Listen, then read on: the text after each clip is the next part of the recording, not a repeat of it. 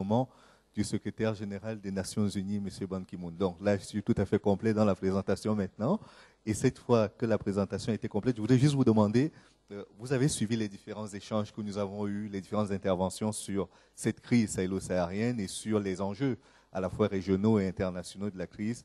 Quel rôle les Nations Unies, quel rôle les différents partenaires des Nations Unies, puisqu'il n'y a pas que les Nations Unies pour résoudre le problème, quel rôle ces différents acteurs pourraient jouer pour résoudre la crise? Je vous remercie de me donner la parole. Je voudrais commencer par préciser que je ne suis plus avec les Nations Unies depuis le 31 juillet de cette année. Donc je suis de retour dans mon pays d'origine, le Mali. Voilà. Pour répondre à votre question, je pense que la dimension régionale, sous-régionale, régionale et internationale des différentes crises qui sévissent dans la zone sahélienne ont été suffisamment évoquées par les différents intervenants. Et nous avons constaté que dans le cas spécifique du Mali, la CEDEAO a eu une approche très proactive qui a consisté à déployer rapidement sa médiation, mais aussi à jouer sur les leviers dont elle dispose pour que l'ordre constitutionnel soit rapidement rétabli dans le pays et que le dialogue soit amorcé entre le gouvernement central et les groupes armés qui sévissent encore dans les régions nord du Mali. La CEDEAO a eu d'autres initiatives en direction cette fois-ci de l'Union africaine afin de convenir d'un cadre stratégique commun d'opération, ce qui a été fait récemment. Maintenant, pour en arriver au rôle du système des Nations Unies, il faudrait spécifier que depuis quelques années, les Nations Unies ont favorisé une approche de coopération avec les organisations régionales et sous-régionales en application du chapitre 8 de la charte de l'organisation. C'est ainsi que l'ancien Premier ministre de l'Italie, Romano Prodi, avait été chargé il y a une année de ça de mener des études afin de voir comment est-ce que les Nations Unies pourraient renforcer leur coopération avec les organisations sous-régionales et régionales, en particulier dans le métier de la paix et de la sécurité internationale. Donc c'est dans ce contexte-là que, s'agissant de la crise malienne, les Nations Unies ont été saisies par la CEDEAO afin d'avoir une autorisation pour le déploiement d'une force multinationale sous-régionale. Pendant longtemps, la question a été discutée. Mais ce qu'il faut remarquer, c'est que le gouvernement malien a mis du temps à faire une demande formelle sans laquelle aucune intervention des Nations Unies n'aurait été possible. Finalement, après une série de discussions à l'interne, le gouvernement est convenu de soumettre en septembre cette requête au travers du président de la Communauté économique des États de l'Afrique de l'Ouest, le président de la Côte d'Ivoire. Et depuis, les Nations Unies se sont saisies de la question. Et le ministre Mokhtar Ouane a évoqué en l'occurrence la résolution 2056 des Nations Unies, du Conseil de sécurité des Nations Unies, en vertu de laquelle résolution les Nations Unies se sont dit disposées à faire suite à la requête du Mali pour autoriser le déploiement d'une force multinationale afin de chasser les occupants des régions nord du Mali. Seulement, les Nations Unies ont demandé un peu plus de détails sur les modalités, sur le financement, le mandat et comment va s'exercer l'opération, puisqu'il s'agit d'une opération qui va mettre ensemble des troupes d'un certain nombre de pays, dont les pays de l'Afrique de l'Ouest, probablement des pays du champ, qui sont les pays voisins immédiats. Et puis, les Nations Unies ont aussi dit que dans 1 mois ou 2 mois, elles vont considérer un autre projet de résolution en vertu duquel elles vont autoriser, cette fois-ci, l'intervention militaire. Et cette résolution est attendue. Le secrétaire général des Nations Unies devra soumettre son rapport au Conseil de sécurité dans les jours à venir, si je ne me trompe, le 26 novembre, suite à quoi les modalités proposées seront prises en charge et la résolution autorisant l'intervention interviendrait. Ça, c'est le volet militaire. En même temps, les Nations Unies disent la première option, c'est l'option du dialogue. Pour faire face aux griefs politiques légitimes, il faudrait que le gouvernement central accepte de dialoguer avec les groupes rebelles. Ils ont en tête, d'après les spécifications que nous avons de plus en plus, deux groupes essentiellement, le MNLA et Ansar al-Din. Il s'agit d'engager le dialogue avec ces groupes-là pour résoudre la question sur la base d'une plateforme politique pour faire face aux revendications. Je suis d'accord que cette question revient de façon endémique et que cette fois-ci, la profondeur atteinte par la crise doit provoquer un sursaut au sein du peuple malien et des autorités centrales du Mali pour qu'une solution définitive soit trouvée à ce problème. Et pour que la solution définitive, à mon avis, soit trouvée à ce problème, il y a urgence de faire face à un certain nombre d'impératifs. Le premier impératif, à mon avis, c'est la nécessité de renforcer l'assistance humanitaire en faveur des populations déplacées à l'interne comme des populations réfugiées. Nous estimons à 400 450 000 le nombre de personnes déplacées et réfugiées depuis le début de la crise. Ça, c'est particulièrement important. Et dans ce cadre-là, heureusement, les efforts de la communauté internationale n'ont pas cessé. La deuxième chose que je suggère fortement, c'est qu'il a été convenu de mettre en place une autorité de transition légale qui est presque conforme à la constitution de l'État malien. Et en même temps, la communauté internationale boycotte cette transition en la privant de toute ressource pour lui permettre d'appliquer le mandat qui a été confié à cette transition. Donc il y a quelque chose de paradoxal ici. On veut une transition rapide qui mène rapidement au règlement de la crise et à l'organisation des élections. En même temps, on prive la transition des ressources de l'aide au développement.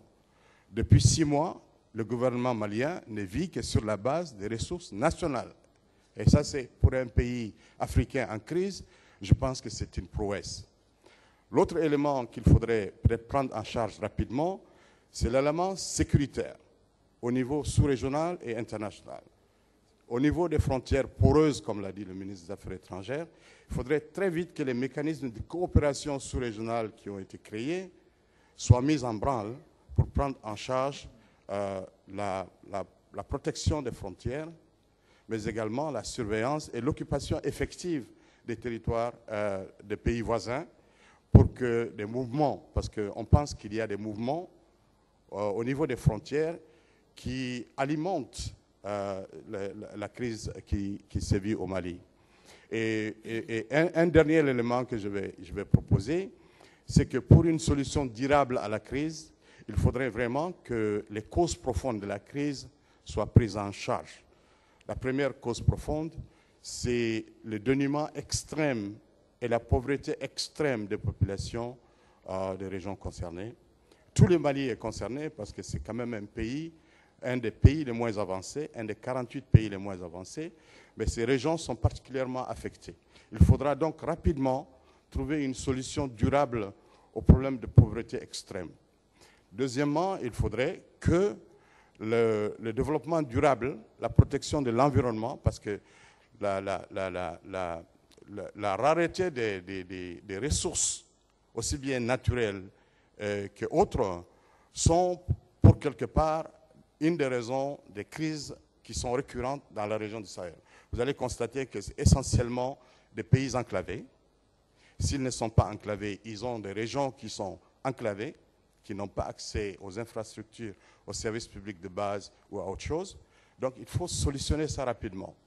La troisième chose, c'est qu'il faut s'assurer que la coopération internationale, et en particulier la coopération régionale, répondent aux attentes de ces pays-là, non seulement en matière de sécurité, mais aussi en matière d'intégration économique, afin que ces pays ne soient pas des terreaux fertiles pour le recrutement et le ventre mou du continent où se retrouvent tous les bandits, tous les criminels de tout acabit.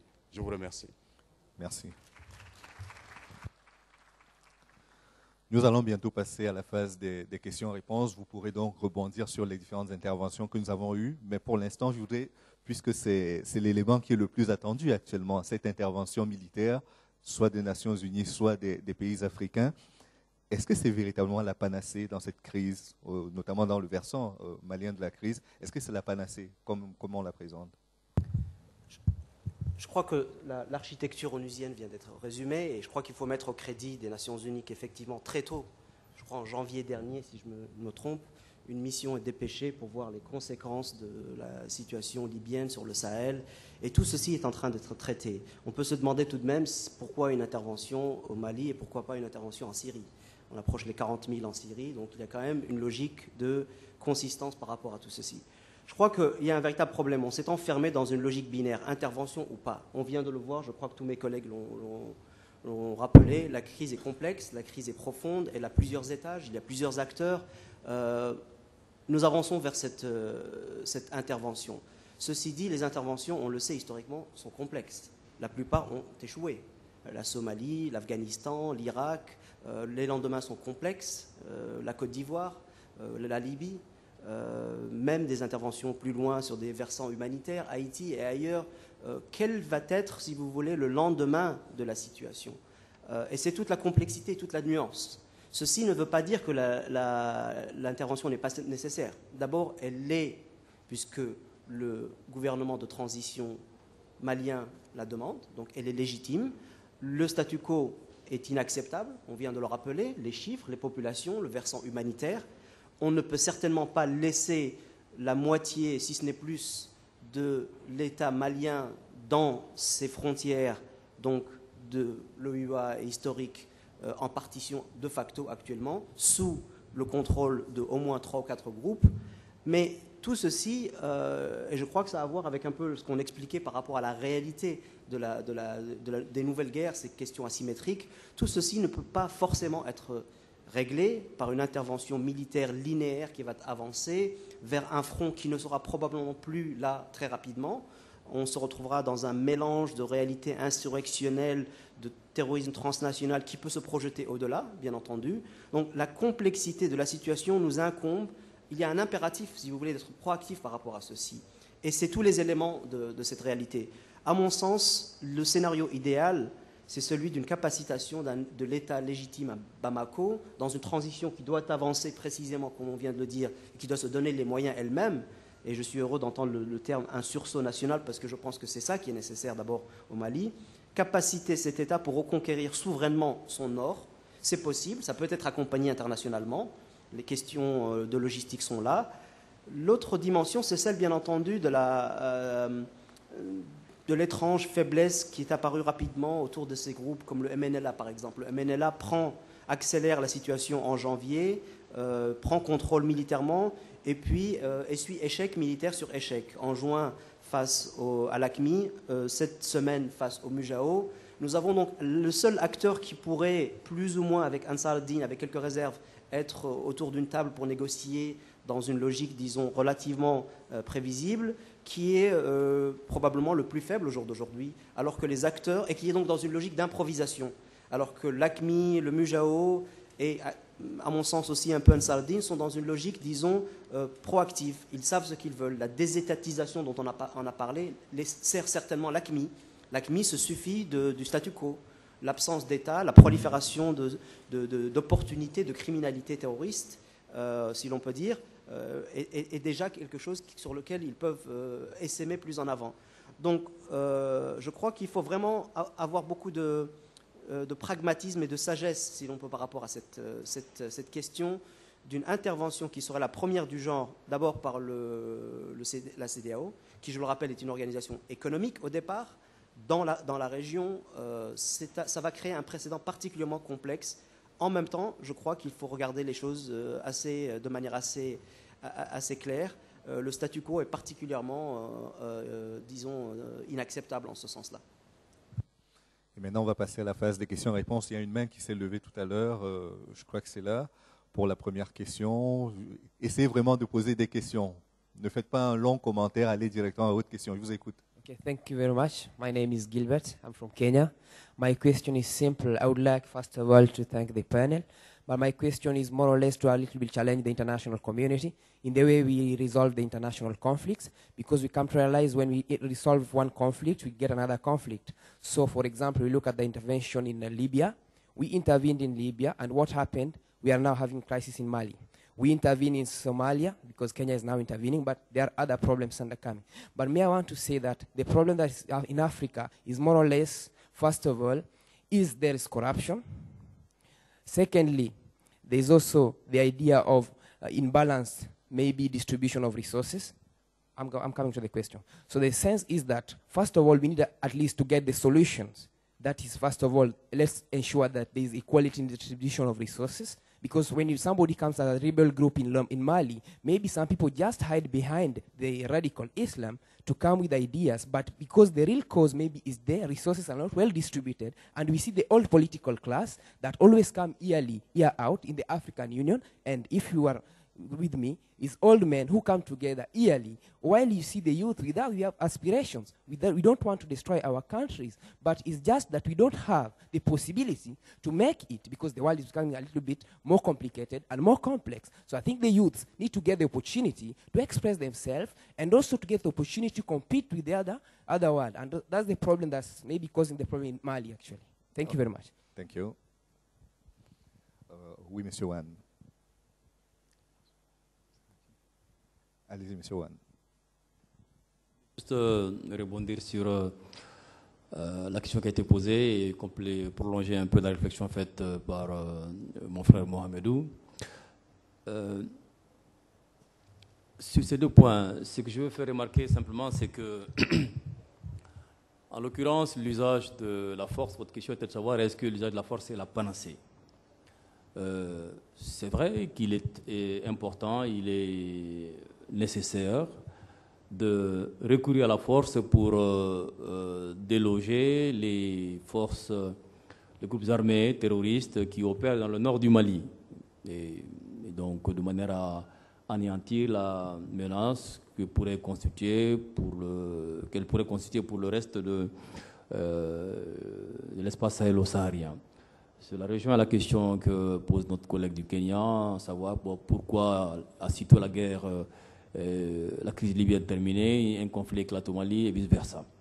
Justement, pour éviter, me semble-t-il, pour éviter cette série de crises les unes après les autres, il convient, en l'occurrence dans le cas de la crise malienne, de dissocier très clairement les choses. Vous avez parlé d'approche pédagogique au début de ce débat.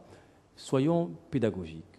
En l'occurrence, l'intervention militaire ne permettra pas, ne résoudra pas le problème dans son entièreté. Pourquoi? Parce que ce débat l'a démontré surabondamment. La situation sahélo-saharienne est une réalité complexe, composite, différents aspects, il y a différents volets. Des volets politiques, il y a des volets sécuritaires. Si on veut venir à bout de cette réalité complexe, il me semble utile, indispensable, de serrer les choses. D'une part, il faut certes intervenir militairement face aux groupes terroristes, c'est indispensable, personne ne peut le dénier. Mais en même temps, il faut que cela soit précédé par un travail politique et diplomatique extrêmement important. Parce qu'il y a des problèmes politiques de fond qui sont posés, auxquels il faut s'attaquer. C'est quoi? C'est d'abord la question à l'interne de certaines populations, la question d'antagonisme communautaire qu'il faut revoir. C'est la question des modes de gouvernance économique, des modes de gouvernance politique. C'est la question des questions qui concernent les aspects religieux. Tout cela constituent des facteurs qui ont occasionné ou aggravé les conflits auxquels nous assistons à l'heure actuelle. On ne peut pas faire l'impasse sur ça. Et donc, un travail politique de ce point de vue est utile.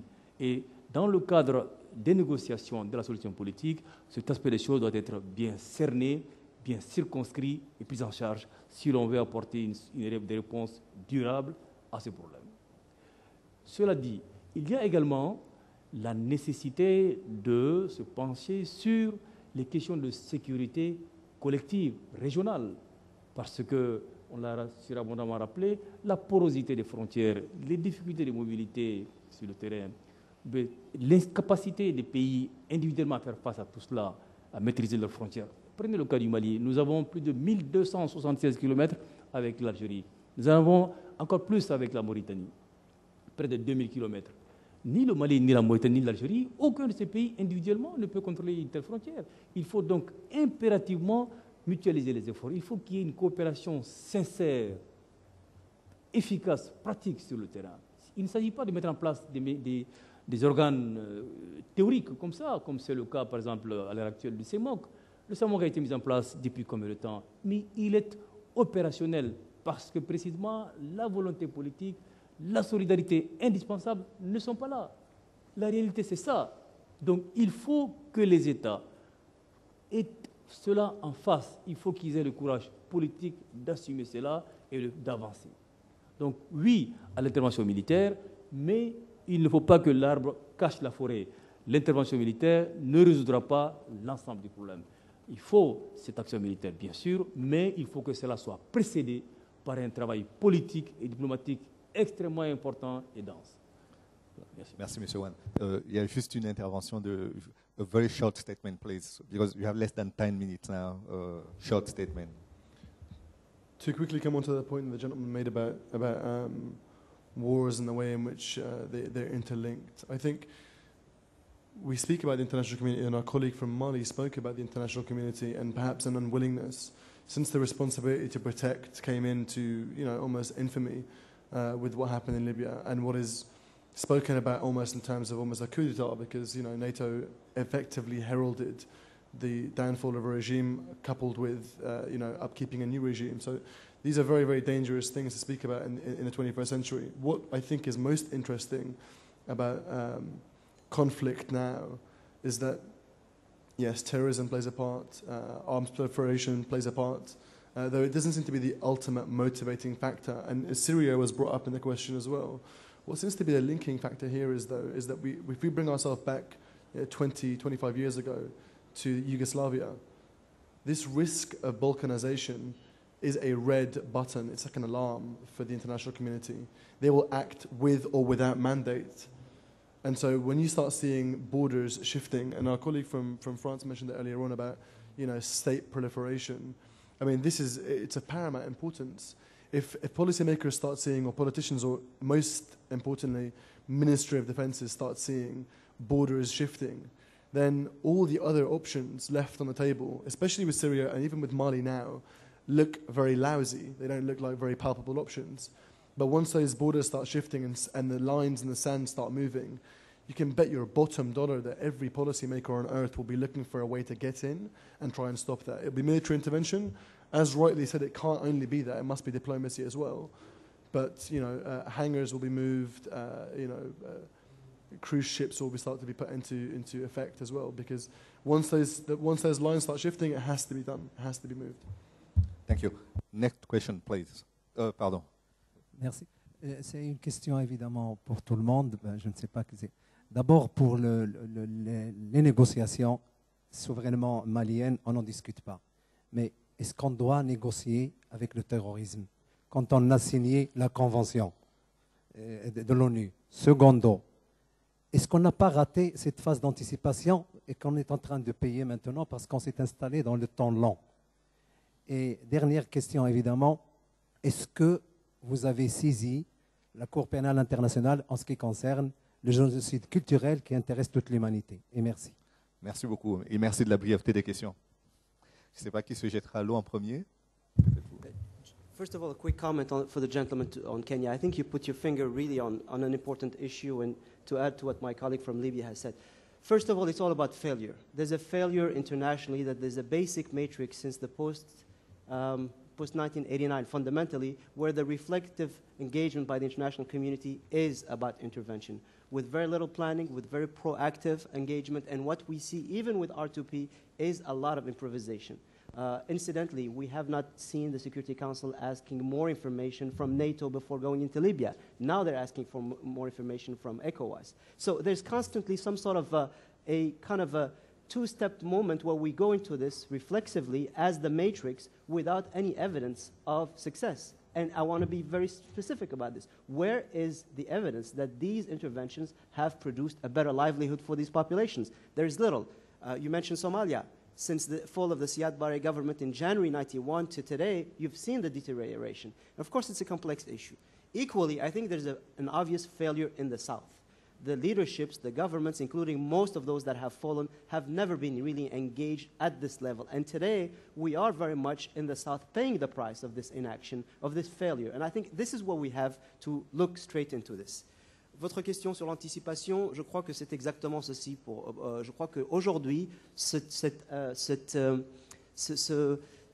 obligation, cet impératif, j'en parlais tout à l'heure, que nous avons de bien traiter la question malienne est fondamentale. Elle va avoir des implications sur tout ce qui se passe par rapport à l'avenir, par rapport à la chute probablement de ces groupes, mais qu'est-ce qui va se passer au-delà? Donc le besoin de mettre à jour ces matrices, de planifier cette intervention peut-être dans son volet immédiat militaire, mais que se passera-t-il au-delà?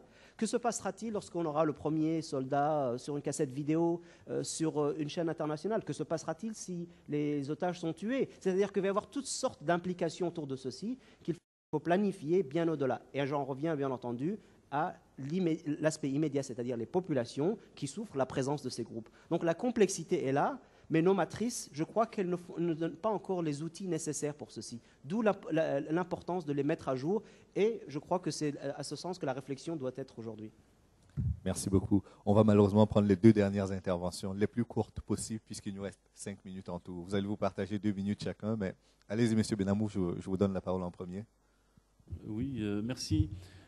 Je pense justement que, effectivement, donc l'intervention militaire, elle paraît donc nécessaire, mais il y a encore lieu donc d'une solution donc négociée, et surtout donc la recherche encore de la possibilité donc d'une solution pacifique. Ce qu'il faut aujourd'hui donc éviter, c'est que donc cette intervention militaire ne se transforme en ce qui malheureusement donc va être coûteux pour la région et son avenir, ne se transforme en une drôle de guerre. Parce que donc si les choses donc ne sont pas bien gérées, et effectivement donc il y a des phases qui ont été en quelque sorte donc ratées. D'abord, donc, il y a une phase qui a été mal gérée, à mon sens, c'est la mauvaise gestion de la première phase des transitions en Afrique du Nord. La deuxième phase, c'est qu'on n'a pas bien géré donc, les répercussions en temps donc opportun, les répercussions du conflit en Libye donc, à l'époque, et peut-être que l'effet encore donc, surprise, malheureusement, donc, a été là donc, pour surprendre tout le monde. Maintenant, l'objectif est d'apporter donc, des réponses qui ont un caractère politique, et je pense qu'on ne peut pas occulter une dimension donc, interne, malienne. Il y a aussi donc des réponses que les Maliens doivent apporter. Il y a donc des contradictions profondes entre donc les élites et les différents donc acteurs et composantes maliennes qui doivent être réglées. Et il y a aussi donc des positions de la part donc de certains acteurs régionaux qui doivent être aussi donc clarifiées. On ne peut pas. Le problème aujourd'hui, c'est que donc on a tous dans cette région donc accepté le maintien de la confusion, et aujourd'hui le problème c'est que donc la navigation se fait dans des eaux incertaines, et malheureusement donc la gestion ne se fait aujourd'hui que par des incertitudes, et ce qui nous donne aujourd'hui donc cette image que nous avons donc du mal à occulter, à savoir que l'avenir malheureusement donc reste incertain. Merci beaucoup. Monsieur Cheikh Didiera pour le mot de la fin. Je vous remercie. Je voudrais simplement dire par rapport à l'intervention militaire que c'est essentiellement un élément de dissuasion pour les groupes armés. Et vous avez vu que depuis que le processus de saisine du Conseil de sécurité des Nations Unies a commencé, il y a eu subitement beaucoup de mouvements sur le terrain, beaucoup d'offres de négociations et de soumission de plateformes, chose qui était inimaginable quelque temps auparavant. Je pense que ça servira à cela d'abord. Et le dernier recours, ce sera vraiment le recours à la force, sinon le dialogue est la première voie ouverte, aussi bien pour le gouvernement du Mali que pour la communauté internationale.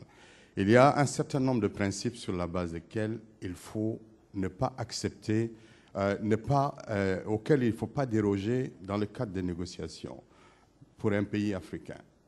le principe du respect de l'intégrité du territoire national et du respect des frontières héritées de la colonisation, comme le juge Bruguière vient de le dire, c'est particulièrement important parce que c'est une boîte de Pandore que d'ouvrir cette question des frontières nationales. Il faut faire très attention. Et pour le cas spécifique du Mali, il y a le principe du respect de la laïcité et de la diversité. Le gouvernement du Mali, depuis ses origines, depuis l'indépendance jusqu'à aujourd'hui, estime que chaque citoyen a le droit et la liberté de choisir sa foi et de l'exercer en toute discrétion. Personne ne peut venir imposer une foi différente de celle de conviction des citoyens. Coming to the question of my brother from Kenya, there is a specificity that I need to draw your attention on about Mali regarding the governance and the mismanagement of resources and the embezzlement of resources. During the last 10 years, what people do not know, 3 prime ministers out of 4 that the country have had, 3 out of 4 have come from the northern regions of Mali. And they used to hold the whole executive power to decide whatever is good, not only for the north, but for the whole country. 3 out of 4. And among them, there is a woman. And she was there until the military intervention. One more thing. The president of the republic can be considered as someone from the north, the one that has been toppled. He's from Mopti. Mopti is the last area, the first area now where the rebels are confronting the army. The president is from there. Second, the deputy speaker of the parliament is a Tuareg. The chairperson of the Commission de Collectivité, which is the Senate, is a Tuareg. So it's difficult to say that there is a marginalization of the regions of the north compared to the south. This question doesn't exist in Mali. I don't deny the fact that identity issues are there.